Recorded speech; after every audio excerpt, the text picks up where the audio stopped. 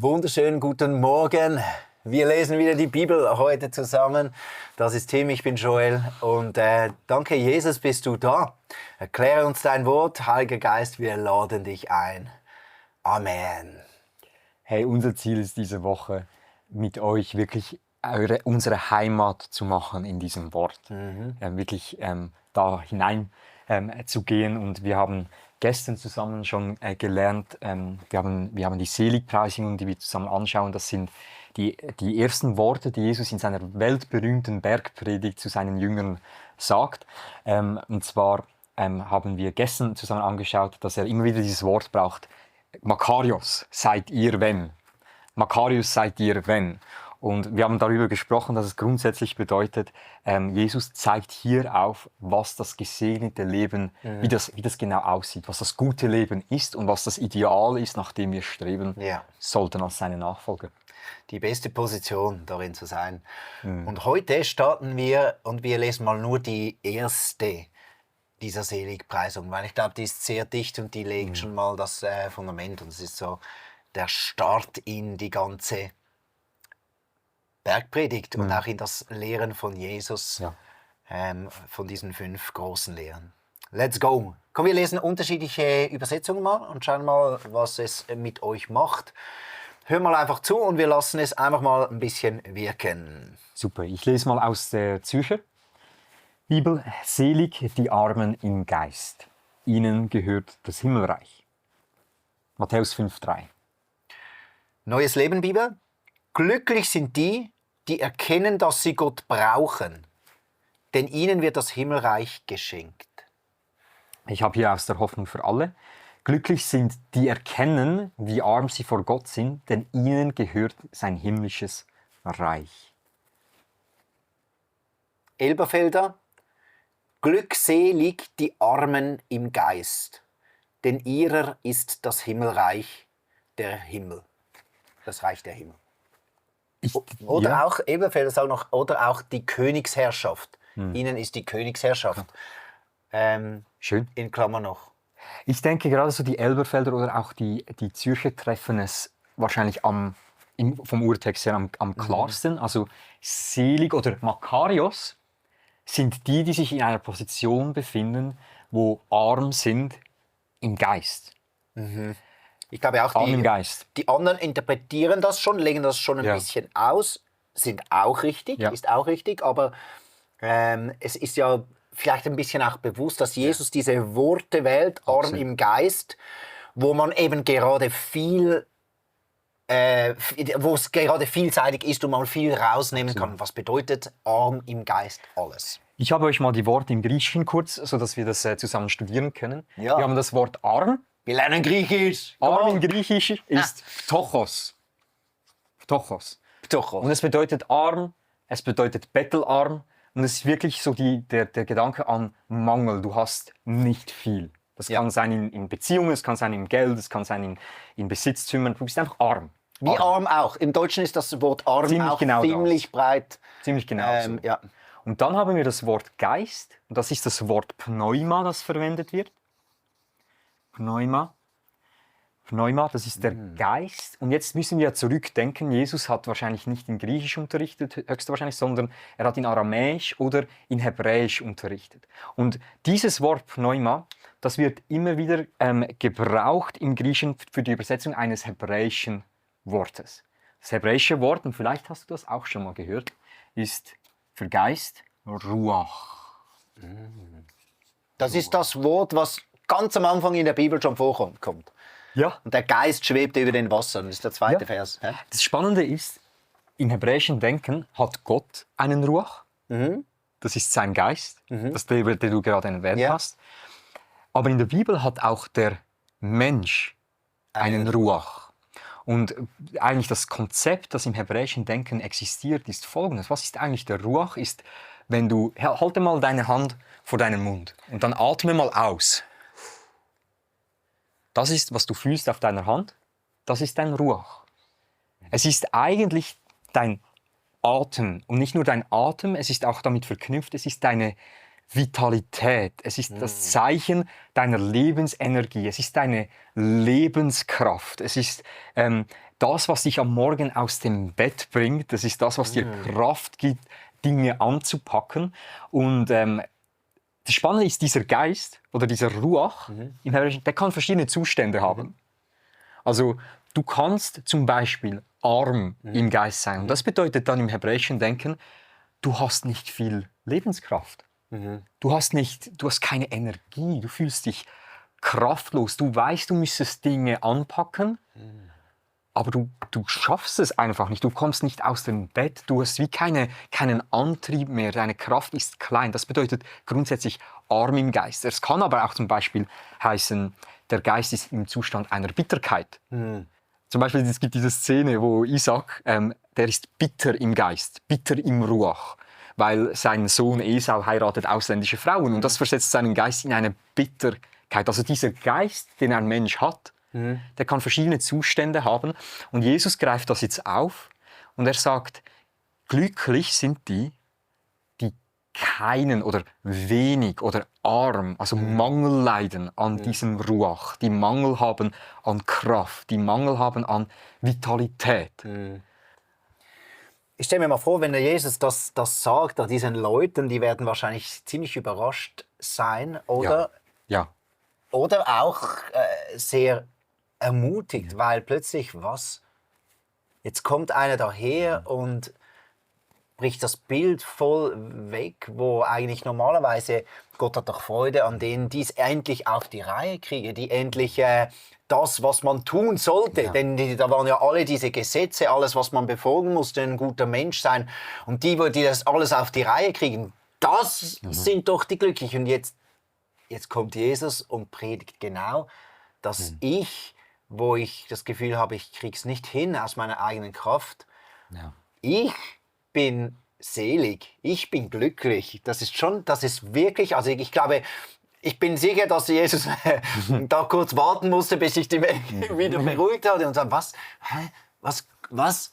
Also, hat er sich versprochen, also die geistig Armen, das sind die Glücklichen. Ja. Das war kraftvoll. Und es ist natürlich auch sehr spannend, weil du denkst, du musst ja die Bibel immer im Kontext lesen. Also was geht dieser Geschichte zuvor? Zuvor sagt im Kapitel 4, sagt Jesus, er steht auf, er beginnt sein Ministerium und sagt, das Königreich Gottes ist zu euch gekommen. Also in anderen Worten, das, was ihr wartet seit Jahrhunderten zu den Juden, das ist jetzt da. Das Königreich Gottes bricht herein in eure Welt.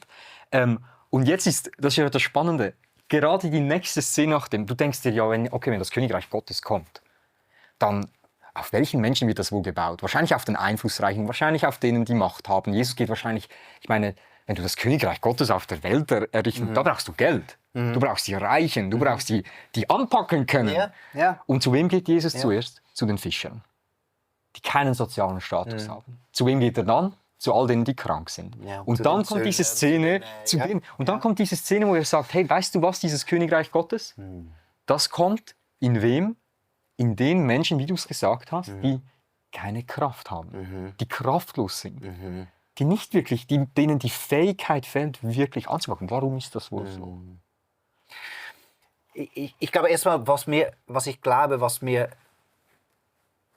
mega wichtig ist, mir kam einfach dieser Bibelvers von Johannes 4,24 noch in den Sinn. Dass Jesus macht das Glücklichsein erstmal an dem Geist fest. Das wäre am geistigen Zustand eigentlich. Also nicht im Natürlichen, nicht in dem Output, was du lieferst, sondern wie sieht dein Geist aus? Und da sagt Jesus zu dieser Frau am Brunnen, ist es diese Diskussion, wo er sagt, hey, Gott ist Geist. Gott ist Geist und Gott ist Geist und alle, die ihn anbeten wollen und die ihm dienen wollen, die müssen ihm im Geist auch und in der Wahrheit dienen. Also schlussendlich die wichtigste Interaktion zwischen Mensch und Gott erfolgt im Geist, auf dieser Ebene, und bricht es noch mal ein Stück weit runter. Hey, das alles, was man sieht, und das ist ja auch ein Thema, das sich so durch die Bibel durchzieht, Opfergaben und all diese Dinge, das sagt Gott, dass man es tun soll, aber wichtig ist ihm immer, was passiert denn darunter? Was ist eine Ebene darunter? Was Ja. ist im Geist? Ist da der Geist dankbar? Und jetzt hier eben auch, ist der Geist arm? Also Ja. das Geistliche wieder. Wie sieht es denn dahinter aus? Und ich finde es so wichtig, dass Gott uns auch immer wieder auf diese Ebene zurücknimmt. Hey, ist cool, was du alles machst, ist cool, dein Ministry ist cool, alles, was du erreicht hast bis jetzt im Leben. Aber wie ist der Zustand in deinem Geist? Ich finde das sehr schön. Die Frage, die sich natürlich jetzt stellt, ist, wenn wir nochmal dieses Makarios nehmen, also Jesus, stell dir vor, hier ist jemand, der im Bett liegt, kommt nicht mehr aus dem Bett, keine Kraft. Und Jesus sagt zu uns, siehst du diese Person? Diese Person ist eigentlich in der richtigen Realität, ist diese Person in einer privilegierten Position. Ja. Wieso? Weil ganz ehrlich, das ist ja nicht ein Leben, das ich will. Das ist für mich nicht das gute Leben. Aber Jesus sagt eigentlich, diese Person, die keine Kraft mehr hat, die sich wirklich, wahrscheinlich diese Menschen sind ja auch oft, wenn du keine Kraft hast für lange Zeit, kannst du nicht mehr arbeiten, du kannst deine Beziehung nicht mehr pflegen. Die sind wahrscheinlich auch arm, wirklich arm, ökonomisch arm, ohne Einfluss, weil das ist die Konsequenz von einem armen Geist. Ja. Aber Jesus sagt, ihr seid eigentlich in der privilegierten Position. Also warum?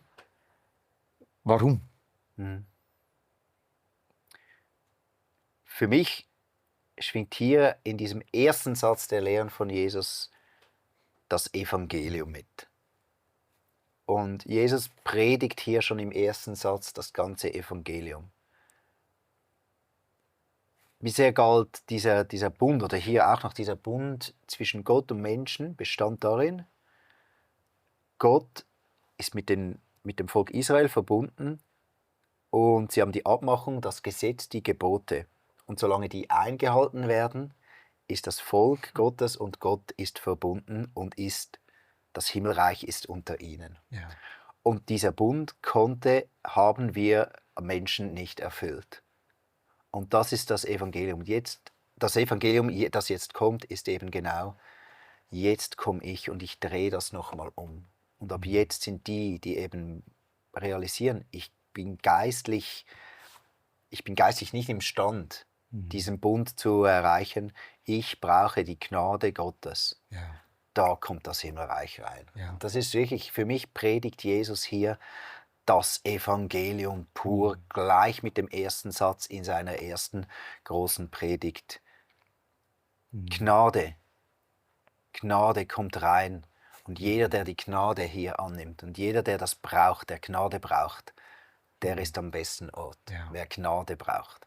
Es gibt doch dieses wunderbare, dieser Satz so, wenn du am Ende deiner Kräfte ankommst, bist du wahrscheinlich am empfänglichsten für Gott, weil du merkst, du bist am Ende von dir selber, du kannst nicht mehr, du brauchst Gottes Kraft, du brauchst seinen Geist, du brauchst seine Lebenskraft. Und ich denke, das ist das, was du so schön sagst, das ist genau das, was Jesus hier sagt, ist, dass grundsätzlich die Menschen, die nichts haben, die keine Kraft haben, die sind viel empfänglicher für die Botschaft, dass sie Gott brauchen, weil sie wirklich nicht mehr auf sich selbst bauen können. Ich glaube, wir kommen jetzt nicht drum herum, dass wir dahin gehen, wo es uns Westlern ein bisschen wehtut auch. Ja. Es ist nicht selbstverständlich, dass wir müssen uns in der westlichen Welt, auch wenn wir uns für sehr schlau und aufgeklärt und weise halten, ob wir dann im Himmelreich wirklich so Vorreiter sind, bezweifle ich. Ja. Es ist mega cool, wenn du eine Leidenschaft für Jesus hast und so. Ich war vor einigen Jahren mit meinem Dad in Indien und bin da hingegangen. Und ich bin einfach schon beeindruckt. Da ist dieser Pastor, der hat eine riesen Church, verschiedene Gemeinden noch, die er betreut, die unter Verfolgung leiden, wirklich krass. Und weißt du, was er jeden Tag macht? Er betet für mich jeden Tag. Und ich bin einfach beschämt, also wir müssen wirklich, ich bin wirklich ein Stück weit beschämt und bin mir schon bewusst, irgendwo, ich bin verwöhnt, ich lebe oft nicht aus dieser Armut heraus und ich verpasse Reich Gottes. Und in aller Demut muss ich einfach anerkennen, hey, Joel, halte dein Herz im Bedürftigen an einem bedürftigen Ort. Bilde dir nichts ein auf die Dinge, die du siehst oder wo du nicht mehr abhängig bist von Gott und das Gefühl hast, du kriegst doch schon so viel geistlich auf der Reihe, du bist doch schon so reif.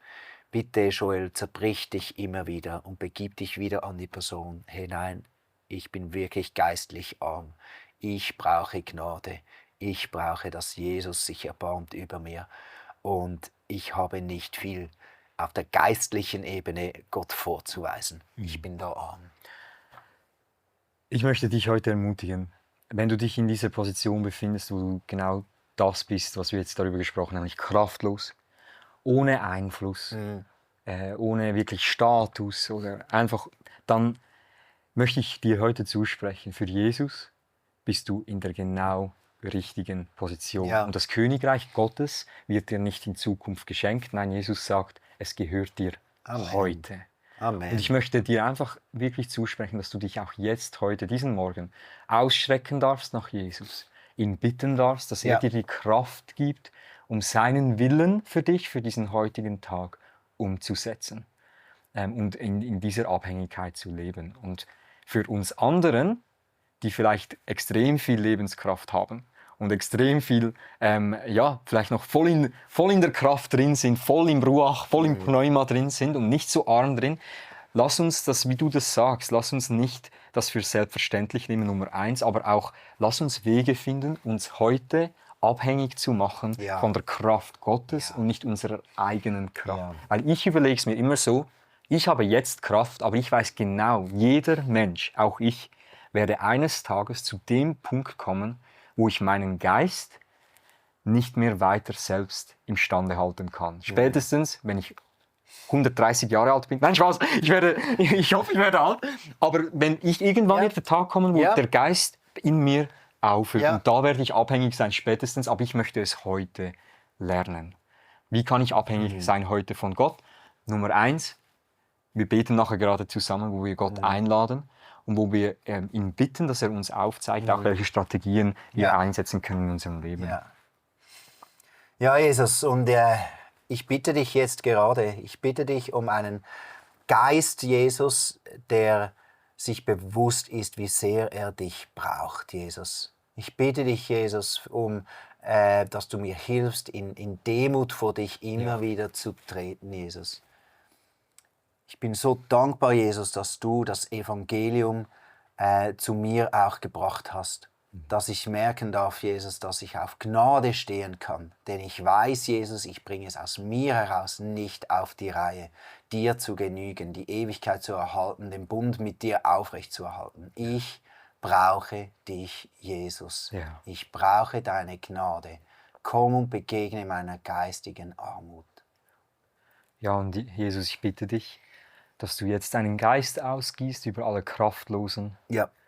Alle, die keine Kraft haben für diesen heutigen Tag, die nicht wissen, wie sie diesen Tag bestreiten sollen. Ich bitte dich, dass in diesem Moment, durch dieses Online-Format, durch diese Kamera, dass du in diese Wohnzimmer kommst und dass du deinen Geist ausgießt, die Kraft von dir ausgießt über diesen Leben.